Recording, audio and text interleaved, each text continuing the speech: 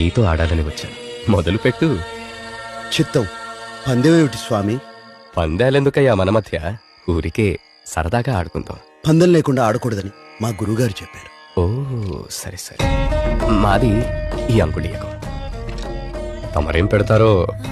మీ అంగుళీయకానికి మా అంతరంగం.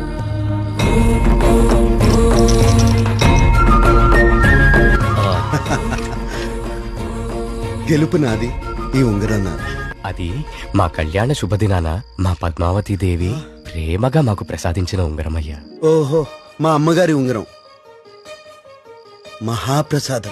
ధన్యత కలిగించారు. ధన్యవాదాలు స్వామి. అదిగో సుప్రభాత వేలైంది. ఆ ఉంగరం ఇచ్చి నేను వెళ్ళాలయ్యా. నేను ఇవ్వను స్వామి.